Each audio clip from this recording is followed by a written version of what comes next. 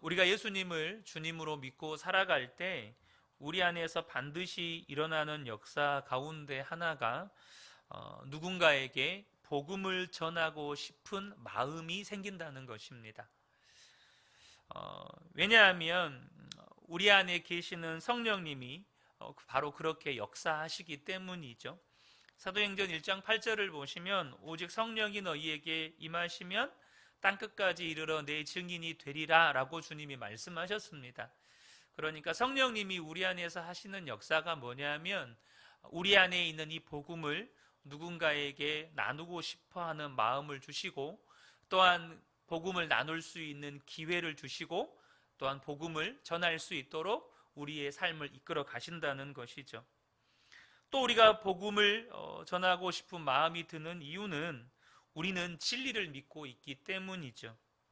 우리가 나누려고 하는 것, 우리가 누군가에게 전하려고 하는 것은 누군가에게 지적인 욕구를 채워주는 새로운 소식이나 정보를 전하는 정도가 아닙니다.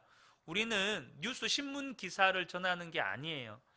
혹은 알면 삶에 도움이 되고 모르면 손해보는 정도의 어떤 굿뉴스, 이 정도가 아니죠. 우리가 누군가에게 복음을 전하는 것은 생명을 전하는 일입니다. 그래서 이 복음은 전해도 되고 전하지 않아도 되는 것이 아니고 반드시 전해야 하는 것이죠. 누군가에게 복음을 전할 기회가 주어졌는데도 복음을 전하지 않았다면 그것은 눈앞에서 사람이 죽어가는데도 아무 행동도 취하지 않는 방조죄라고 해도 틀리지 않습니다. 물론 우리가 복음을 전하지 않는다고 해서 이 세상에서 어떤 법적인 구속을 당하거나 법적인 처벌을 받는 것은 아닙니다. 그러나 우리가 하나님 나라에 섰을 때는 그 부분에 대해서 하나님은 물으십니다. 너에게 그때 복음을 전할 기회가 주어졌는데도 너는 왜 그 사람이 지옥을 향해서 끌려가고 있는데도 복음을 전하지 않았느냐? 주님은 반드시 그것을 저와 여러분에게 물으십니다. 모두들 여러분 작년 11월이었나요? 아마 온 국민을 분노에 떨게 만들었던 그 정인이 사건, 여러분들 다 아시죠? 정인이를 죽게 만들었던 그 양모에게 얼마나 많은 국민들이 분노했습니까? 그런데요, 그 양모 못지않게 분노하게 만든 인물이 사실 정인이의 양부입니다. 분명 이 양부는 정인이가 학대받고 있다는 사실을 알았어요. 근데 뭐 했죠? 방치했습니다. 방조했어요. 그렇기 때문에 이 양부에게도 살인 방조죄가 적용이 돼서 검찰은 거기에 대해서 어떤 형사적인 처벌을 이렇게 내린 거죠. 마찬가지입니다. 저와 여러분에게 하나님은 복음 전할 기회를 하나님이 주십니다.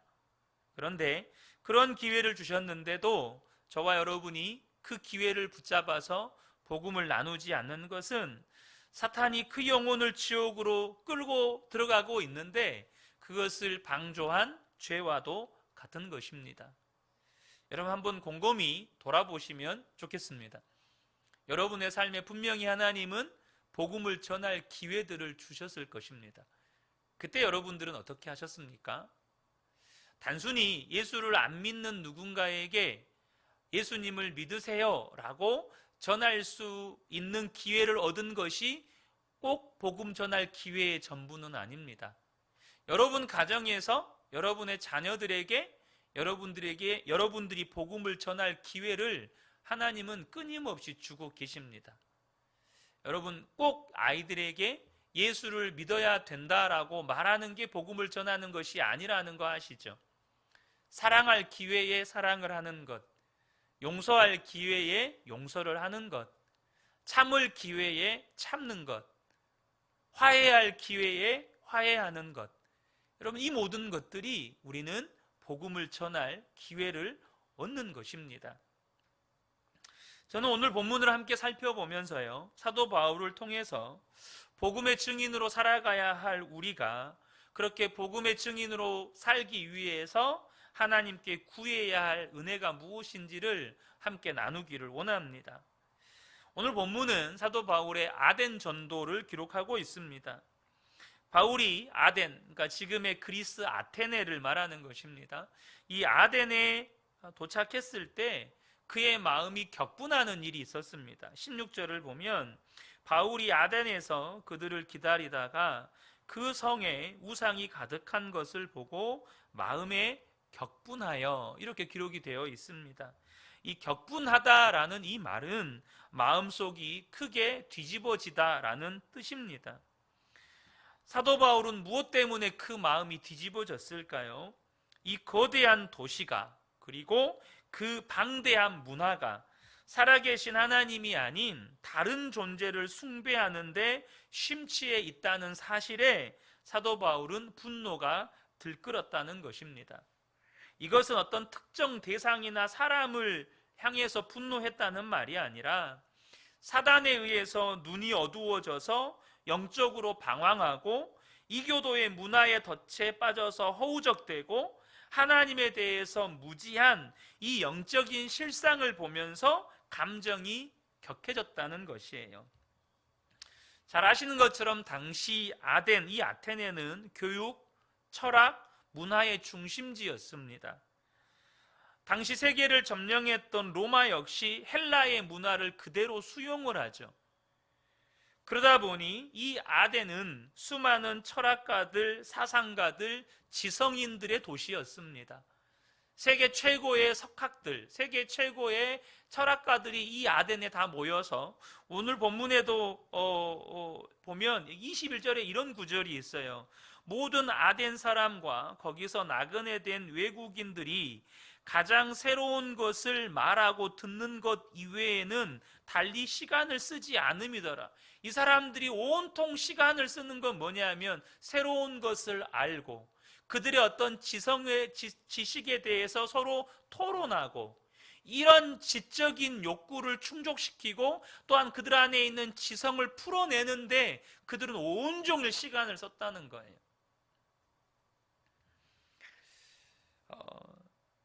본문에도 이 당시 이 철학의 주류를 이루었던 두 학파를 소개하고 있는데요.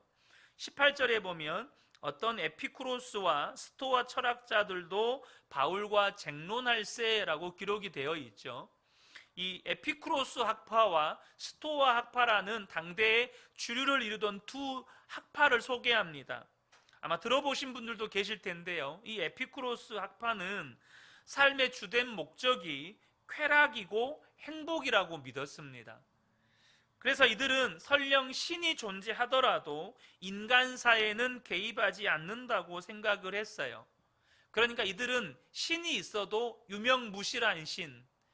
그래서 이들은 오늘날의 사회주의나 공산주의 사상의 배경이 되는 유물론자들이나 혹은 쾌락주의자들과 굉장히 유사한 면을 가지고 있습니다. 그래서 사실 에피쿠로스 학파를 쾌락주의라고도 그렇게 불리기도 합니다. 이 스토아 학파는 범신론을 주장했습니다. 범신론이 뭐죠? 모든 만물에 신이 있다 이겁니다. 그래서 이들의 목적은 뭐냐면 역사를 이끌어가는 것이 이들의 목적이에요. 그래서 이 스토아 학파에 의하면 인간의 책임과 의무는 자기 수양을 통해서 역사를 이끌어가는 목적에 자신을 맞추어 가는 거죠. 그러니까 이 스토아 학파가 이러한 사상을 가지고 있기 때문에 그들의 사상의 결론은 뭐냐면 교만과 자기만족이었습니다. 그들의 주장하는 핵심은 이거예요. 내 인생의 주인은 나다. 내 인생의 주인은 나다. 그러니까 이들의 사상은 오늘날 뉴에이지의 추종자들이나 범신론자들과 아주 일맥상통하죠. 그러니까 에피쿠로스도 유물론, 그러니까 신을 부정해요. 범신론은 신을 인정해요. 모든 것에 신이 있어요. 그런데 누가 신이에요? 내가 신이에요. 결국에는 에피쿠로스나 또 스토아 학파나 둘 다 신을 부정하는 거예요. 하나님을 부정하는 것이 되는 겁니다. 그리고 이러한 아덴에는 세계 불가사의 중에 하나로 꼽혔던 아크로폴리스라고 하는 거대한 신전이 있습니다. 지금도 수많은 사람들이 그리스 여행을 하면 빠지지 않고 방문하는 곳이 이 수많은 신전들이 모여있는 이 아크로폴리스죠.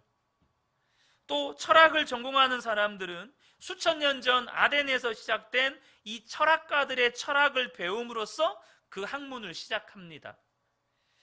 여러분, 그런 도시에 가면 사람들은 기본적으로 그곳의 교육과 철학의 위상, 또 화려한 문화와 신전의 위용에 압도되고 감탄하고 그것을 막 관람하고 그러기 바쁘죠. 그런데 사도 바울은 이 아덴에 들어갔을 때 그것의 교육이나 철학의 위상이나 화려한 문화나 신전의 위용에 압도되기는커녕 그곳이 하나님이 아닌 다른 존재를 숭배하는 데 심취해 있다는 것에 사탄에 의해 영적으로 어두워져 하나님에 대해서 무지하고 있다는 것에 대해서 격분했다는 겁니다. 여러분 보세요. 여러분들이 세계 최고의 도시라고 하는 뉴욕에 가면 여러분들은 무엇을 보고 무엇을 느낄 것 같습니까? 지금은 없어졌지만 월드 트레이드 센터라고 하는 국제무역센터를 보면서 와, 이게 사람의 본성이에요. 뉴욕 맨하탄에 가서 그 공원을 보면서 와, 이게 사람의 본성이라고요. 세계 최고의 도시, 세계 최고의 교육의 중심지, 세계 최고의 문화의 중심지, 그곳에 가서 감탄하고 구경하기 바쁘고 이게 사람의 본성인데, 사도 바울은 그곳에서 하나님이 아닌 다른 존재들을 숭배하고 있고 영적인 어둠에 사단에 사로잡혀서 영적인 무지 가운데서 헤매고 있다는 것에 대해서 격분하고 있다는 거죠. 지금 사도 바울에게는 그 화려한 이면에 영적인 무지와 어둠, 그리고 그것을 사로잡고 있는 영적 권세를 보고 있는 것입니다. 에베소서 2장 2절에 보면 그때 너희는 그 가운데서 행하여 이 세상 풍조를 따르고 공중의 권세 잡은 자를 따랐으니 곧 지금의 불순종의 아들들 가운데 역사하는 영이라. 사도 바울은 이걸 보고 있는 거예요. 그들은 교육과 철학과 문화의 중심지에서 살고 있고 그들 스스로가 자신들이 최고의 지성인들이라고 여기고 세상 모든 것을 다 가진 것처럼 전혀 부족한 것이 없는 것처럼 살고 심지어 사도 바울을 말쟁이라고 무시하는 것에서 보듯이 자신들과 같은 지성을 가지지 않는 사람들은 다 무시하면서 살았어요. 그러나 사도 바울이 볼 때 그들은 공중권세 잡은 마귀에게 붙잡혀 사는 마귀의 종들에 불과했어요. 심지어 자신들이 지금 무엇을 따르고 있는 것도 모른 채 그냥 세상 풍조만 따라가는 영적인 무지와 어둠에 갇혀 있는 그런 마귀의 종 노릇하고 있는 자들에 불과했다는 거예요. 복음의 증인인 우리에게 필요한 은혜가 이것입니다. 무엇일까요? 영적인 실상을 보는 믿음의 눈이 띄어지는 것입니다. 저와 여러분이요, 예수를 믿는다면, 예수를 믿고 있다면 주님은 저와 여러분 한 사람도 외에 없이 복음의 증인으로 부르셨습니다. 여러분 여기 다 동의하시죠? 우리는 저와 여러분이 원하든 원하지 않든 복음의 증인으로 불렀어요. 여러분 대한민국 남자라면 건장한 신체를 가지고 있다면 원하든 원하지 않든 국방의 의무를 집니다. 원하든 원하지 않든 나라를 지켜야 돼요. 여러분 그건 부정할 수가 없는 거예요. 저는 나라 안 지키고 싶은데요, 그런다고 군대 안 갑니까? 마찬가지예요. 저와 여러분이 복음의 증인으로 부른 순간부터 저는 복음의 증인으로 살기 싫은데요 라고 그런 마음을 가지고 있는 것 자체가 사실은 예수 안 믿는 거죠. 그런데 저와 여러분이 예수님을 믿는 그 순간부터 우리는 복음의 증인으로 불렸어요. 그런데요, 그렇게 복음의 증인으로 부름 받았는데 우리가 예수를 믿는다고 하면서 영적인 실상을 볼 수 있는 믿음의 눈이 뜨여지지 않으면 예수를 믿는데도 불구하고 이 세상이 전부인 것처럼 살아간다는 거예요. 여러분, 이 세상이 전부인 것처럼 산다는 게 뭘 말하는 걸까요? 마태복음 6장 25절에 보면 그러므로 내가 너희에게 이르노니 목숨을 위하여 무엇을 먹을까 무엇을 마실까 몸을 위하여 무엇을 입을까 염려하지 말라. 목숨이 음식보다 중하지 아니하며 몸이 의복보다 중하지 아니하냐. 이 세상이 전부인 것처럼 산다는 건 무엇을 먹을까 마실까 입을까 하는 문제로 염려하며 산다는 거예요. 왜요? 이 세상이 전부니까 언제나 먹을 거, 입을 거, 마실 거 이거 걱정하면서 살아요. 왜요? 눈에 보이는 게 전부니까. 이 세상이 전부니까. 남들보다 키가 작으면, 남들보다 못생겼으면, 남들보다 공부를 못하면, 남들보다 성공하지 못하면, 남들보다 돈을 벌지 못하면, 남들보다 건강하지 못하면, 남들보다 사람들에게 인정받지 못하면 그건 다 인생 실패인 거예요. 여러분, 저와 여러분에게 하나님의 은혜가 부어지기를 축복합니다. 여러분, 영적 실상을 보는 믿음의 눈, 그게 우리에게 필요해요. 이 영적 실상을 보는 믿음의 눈은 보이지 않는 것을 보는 눈입니다. 보이지 않는 것을 보는 눈이에요. 고린도후서 4장 18절에 우리가 주목하는 것은 보이는 것이 아니요 보이지 않는 것이니 보이는 것은 잠깐이요 보이는 것은 영원함이라.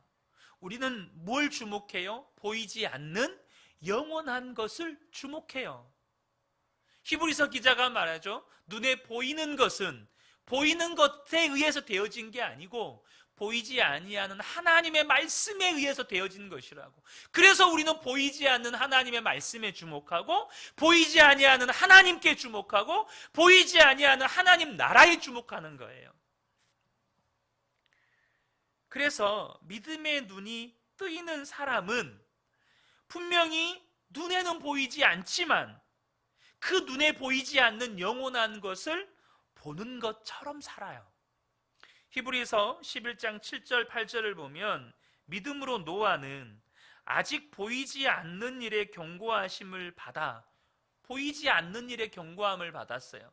홍수로 심판할 것이다. 주님 말씀하셨어요. 그래서 이 노아는 한 번도 홍수라는 걸 본 적이 없어요. 홍수가 뭔지도 몰라요. 홍수를 본 적이 없는데 홍수를 본 적이 없어요. 근데 물로 하나님이 세상을 심판하신대요. 도대체 물로 심판하는 게 뭘까? 머리로 이해도 안 돼요. 이해도 안 돼요. 그런데 노아는 어떤 반응을 하죠?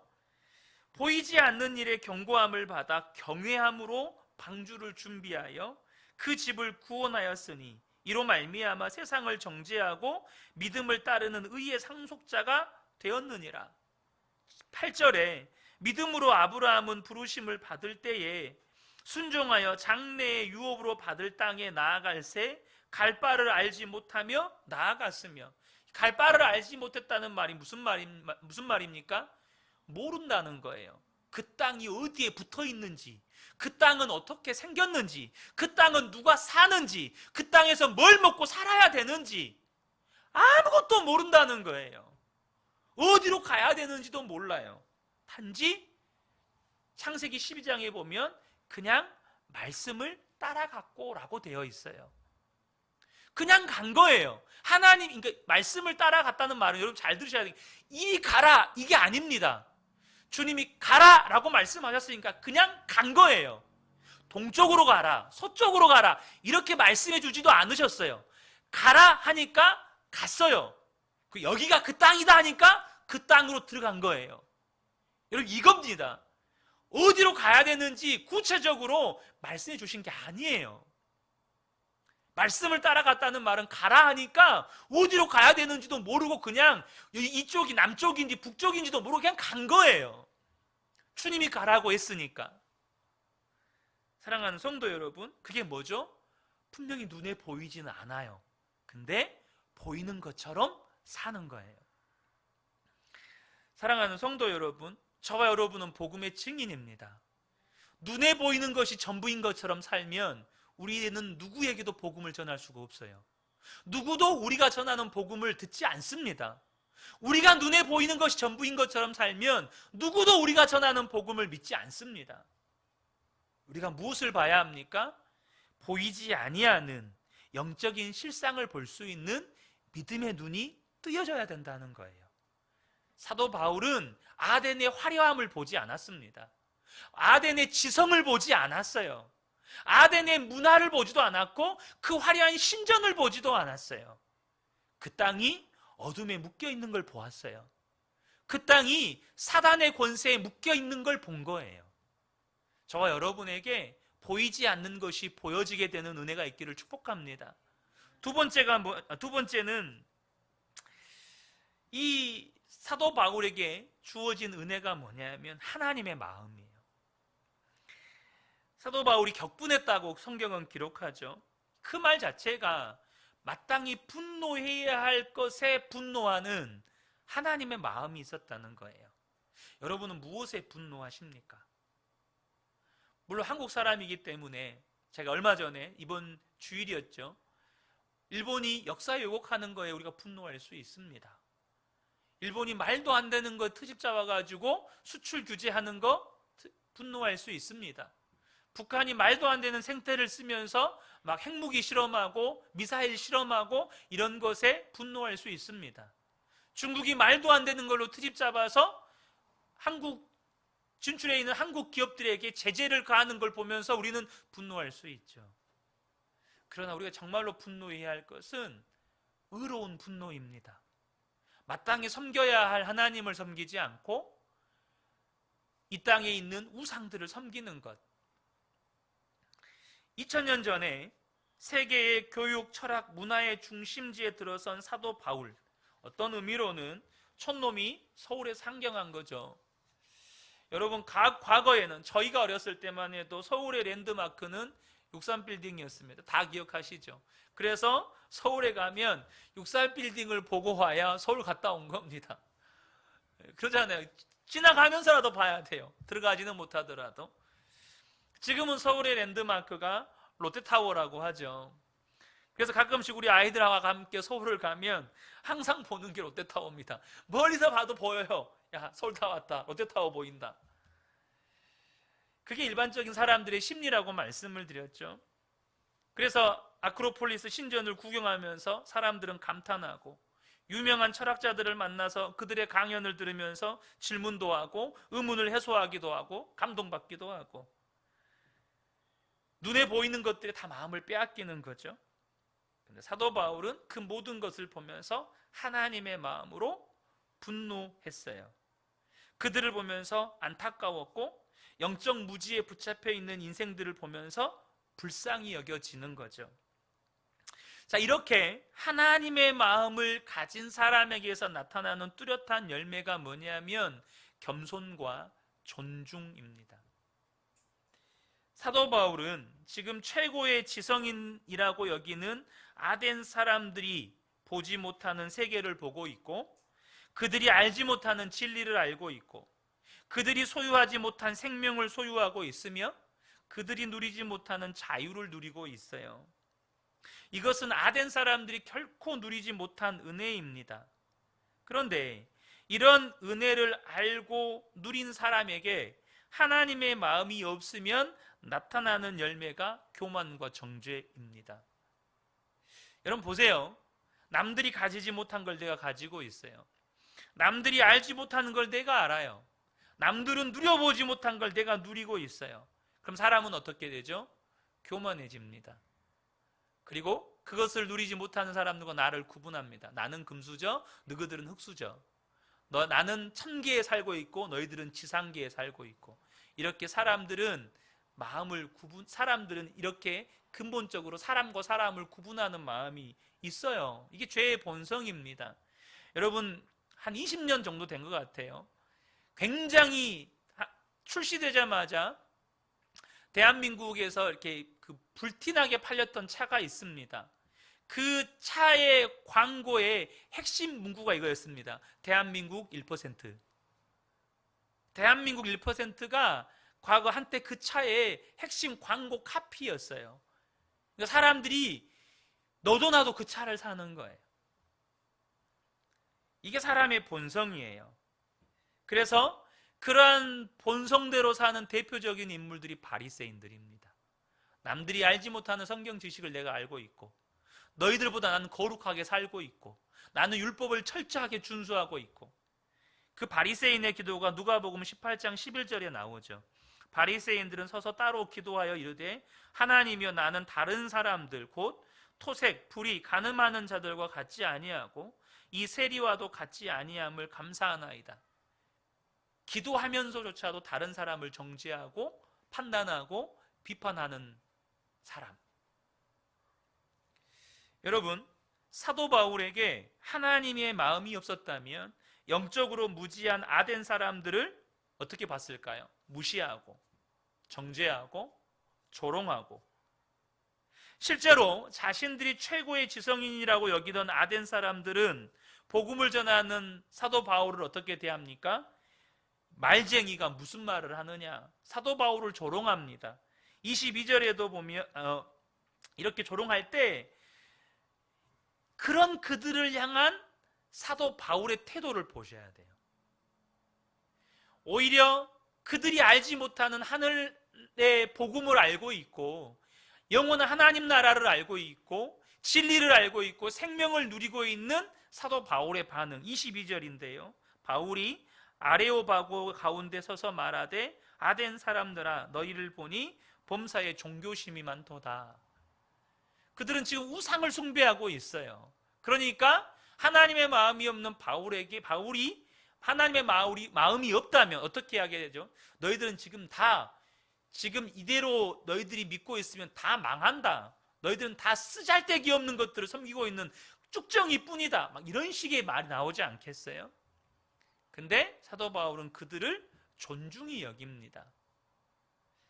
사랑하는 성도 여러분, 사도 바울이 아덴 사람들이 알지 못하는 하나님 나라와 십자가 복음을 아는 것을 자랑하거나 혹은 그것을 알지 못하는 아덴 사람들을 무시하지 않고 그들의 종교심 자체를 존중하고 단지 그들을 불쌍히 여기고 그들의 실상을 안타까워하면서 그들에게 복음을 전할 뿐이에요. 사랑하는 성도 여러분, 우리가 복음의 증인으로 살아가기 위해서 반드시 구해야 할 은혜가 하나님의 마음입니다. 우리가 복음을 전할 때요, 여러분 그런 적 없습니까? 분명히 복음을 전하다가 나중에 논쟁을 해요. 언성이 높아져요. 여러분 그런 적 없으신가요? 복음 전하다가 나중에 싸워버려요.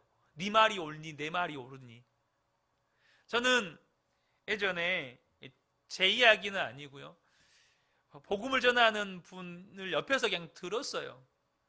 어떻게든 이분을 논리적으로 굴복을 시키고 싶은데 상대방이 논리적으로 굴복을 안 하는 거예요.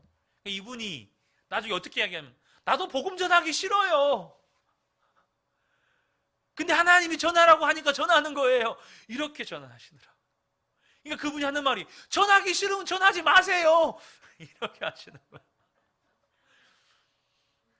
여러분 이게 이렇게 되는 거예요. 그분을 비난하고 정죄하는 게 아니라 하나님의 마음을 놓친 거예요. 하나님의 마음을 놓쳐버렸어요. 우리는 그들이 알지 못하는 걸 알고 있고 그들이 누리지 못하는 걸 누리고 있고 그들이 소유하지 못하는 걸 소유하고 있고 우리가 하나님 나라를 소유하고 있다고 해서 그들보다 우월한 위치에 있는 게 아닙니다. 우리는 은혜 받은 자일 뿐이에요. 우리는 은혜 받았을 뿐이에요. 우리는 그 은혜를 얻기 위해서 우리가 한 게 아무것도 없어요. 단지 하나님이 우리에게 먼저 은혜를 베풀어 주셨을 뿐이에요. 하나님의 마음을 가지고 있으면 누군가를 향해서 정죄하거나 또 그들을 위해서 아래로 내려다보거나 이게 아니라 그냥 겸손하게 그들을 존중히 여기며 복음을 전할 뿐이죠. 그런데 이제 마지막으로 사도 바울에게 우리가 배워야 할, 또 우리가 하나님께 구해야 할 은혜 세 번째가 있는데요. 그것은 뭐냐면 복음 전하는 것을 포기하지 않는 태도입니다.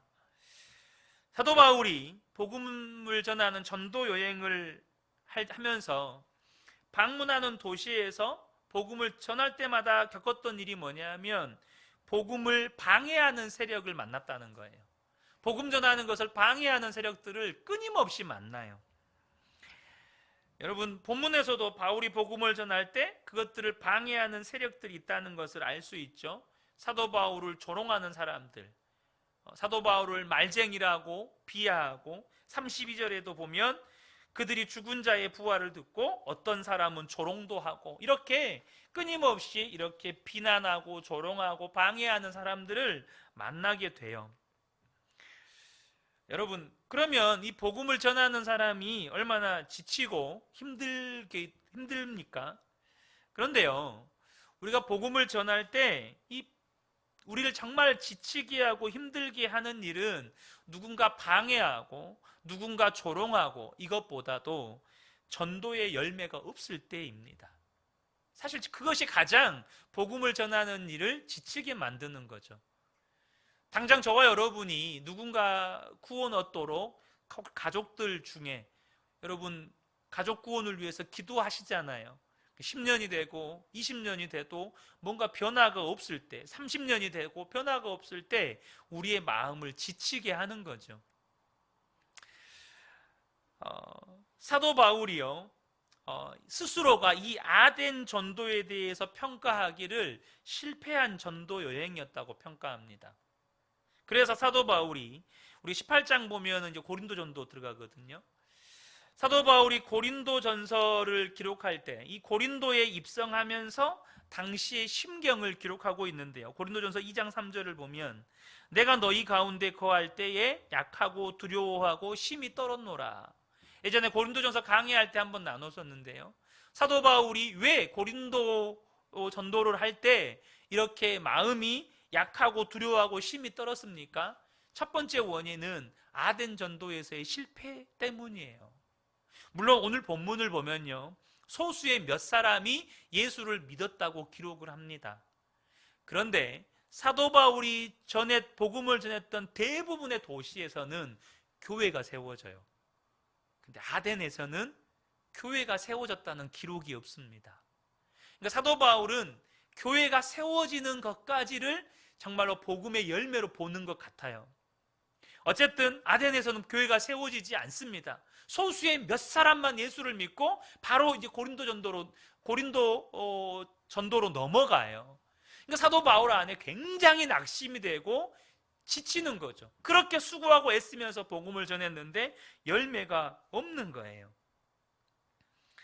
그런 실패 속에서 사도 바울이 얼마나 낙심이 되겠어요. 지치는 거죠. 그런데 그런 실패 속에서 사도 바울의 중요한 믿음의 결단을 우리가 보셔야 합니다. 고린도전서 2장 2절을 보면 내가 너희 중에서 예수 그리스도와 그가 십자가에 못 박히신 것 외에는 아무것도 알지 아니하기로 작정하였습니다. 아덴 사람들에게 복음을 전했지만 그곳에서 복음을 영접한 사람들은 소수였고 교회가 세워지지 않는 것으로 인해서 큰 낙담이 되죠. 근데 사도 바울이 어떻게 합니까? 복음 전하는 걸 포기하지 않을 뿐더러 위대한 믿음의 결단을 합니다. 그곳에서는 그 최고의 지성인들에게 복음을 변론하기 위해서 사도 바울이 모든 수단을 동원해서 복음을 변론했어요. 논리적인 증거, 수많은 어떤 근거들을 들어가면서 본문에도 보면 사도 바울이 인용하는 말들이요, 당시 유명했던 그런 문학의 어떤 구절에서 나오는 것들을 인용하는 구절들이 나와요. 본문에서도. 그러니까 그들에게 어떻게든 복음을 전할 수 있도록 수많은 지식들을 동원해요. 근데 열매가 없어요. 근데 사도 바울이 거기서 무슨 결단을 합니까? 예수 그리스도와 그가 십자가에 못 박히신 것 외에는 아무것도 알지 않겠다. 나는 오직 십자가 복음만 전하겠다. 사랑하는 성도 여러분, 바울이 그런 낙심과 두려움 가운데서도 복음 전하는 일을 포기하지 않는 거예요. 여러분, 누군가의 구원을 위해서 기도하고 있다면, 근데 그것이 10년이 되고 20년이 되고 30년이 되었음에도 불구하고 열매가 없을지라도 여러분 포기하지 않기를 축복합니다. 또 그에게 복음을 나누는 것을 포기하지 않기를 축복합니다. 하나님은 우리에게 복음을 전할 마음을 주시지만 마귀는 끊임없이 우리에게 복음 나누는 것을 포기하도록 낙심하는 마음, 두려워하는 마음, 좌절하는 마음을 줍니다. 복음 전하는 일을 포기하도록 우리가 가운데 끊임없이 그런 마음을 줘요. 특별히 이 시대에 믿는 자들이 복음을 전할 때 가장 낙심하게 되는 일이 뭐죠? 예수를 믿는 우리가 믿지 않는 자들에게 복음을 전하려고 할 때 복음을 전하는 내게 내세울 게 없는 거예요. 예수를 믿지 않는 사람들이 더 좋은 대학 나오고 더 좋은 직장 다니고 돈도 더 많이 벌고 좋은 집에 살고 더 좋은 차 타고 다니고 세상에서 성공해서 떵떵거리면서 살아요. 그런데 그 사람들 앞에서 어떻게 복음을 이야기합니까? 예수의 예자도 못 꺼내요. 야, 네 꼬라지를 봐라. 네가 전하는 예수를 내가 믿겠냐? 이런 말이 나오죠. 그들에게 어떻게 복음을 전합니까? 우리 안에 드는 의문이죠. 근데요, 사도 바울이 자신이 이 고린도에서, 그러니까 아덴에서 실패한 다음에 고린도도 예전에도 말씀드렸지만 완전한 우상 숭배의 도시에다가 정말 경제적으로 완전히 부요한 도시에다가 이런 도시에서 복음을 전해야 하니 바울 안에 큰 두려움이 있죠. 근데 바울이 그곳에서 복음을 전했을 때 이렇게 전했다고 소개합니다. 고린도전서 2장 4절에 내 말과 전도함이 설득력 있는 지혜의 말로 하지 아니하고 다만 성령의 나타나심과 능력으로 하였다.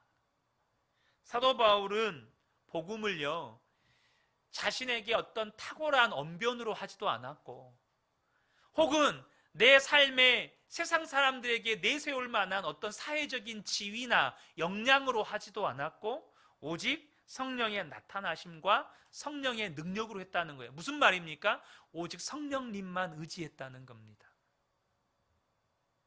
다시 한번 이 사도 바울의 결단을 보면 예수 그리스도와 그 십자가에 못 박히신 것 외에는 아무것도 알지 않겠다. 이걸로만 복음을 전하는 거예요. 그래서 여러분 잘 아시는 것처럼 고린도전서 1장 26절에서 29절을 보면 고린도 교회가 어떻게 세워지나요? 그곳에서 어떻게 복음이 열매가 맺나요? 26절부터 형제들아 너희를 부르심을 보라. 육체를 따라 지혜로운 자가 많지 아니하며 능한 자가 많지 아니하며 문벌 좋은 자가 많지 아니하도다. 그러나 하나님께서 세상에 미련한 것들을 택하사 지혜 있는 자들을 부끄럽게 하려 하시고 세상에 약한 것들을 택하사 강한 것들을 부끄럽게 하시며 하나님께서 세상에 천한 것들과 멸시받는 것들과 없는 것들을 택하사 있는 것들을 폐하려 하시나니 하나님께서 그렇게 복음을 전하셨어요.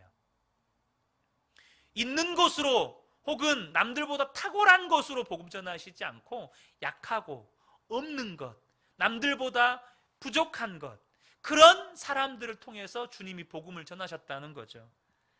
사랑하는 성도 여러분, 그렇기 때문에 사도 바울이 복음을 전하는 것을 포기하지 않을 수 있었던 것입니다. 저와 여러분에게 이 은혜가 있기를 축복합니다. 저와 여러분을 하나님께서 복음의 증인으로 부르셨어요. 우리는 복음의 증인으로 살아야 합니다. 살아야 하는데 우리의 눈에 보이는 것만 보고 살면 복음의 증인으로 살 수가 없어요. 우리의 눈이 보이지 않는 것을 보는 믿음의 눈이 뜨여져야 돼요. 하나님의 마음을 가져야 돼요. 그래야 우리가 정말 하나님의 마음으로 반응하는 거예요. 누군가는 나를 분노하게 만들겠죠. 누군가는 나를 절망하게도 만들겠죠. 누군가는 나를 좌절하게도 만들겠죠. 근데 그때 우리가 하나님의 마음으로 반응하면서 하나님의 마음으로 복음을 전해야 돼요. 때로는 우리가 더 이상 못하겠다. 기도도 포기하고 싶고 그 사람을 위해서 섬기는 것도 포기하고 싶고 복음을 나누는 일도 포기하고 싶고 근데 우리에게 필요한 게 뭡니까? 그럼에도 불구하고 포기하지 않는 마음, 이 은혜가 필요하다는 거죠. 이 밤에 함께 예배하는 우리 모든 성도님들이 이제 복음의 증인으로 부르심을 받았으니 이 은혜 안에서 복음의 증인으로 살아가게 되시기를 예수님의 이름으로 축복합니다. 아멘.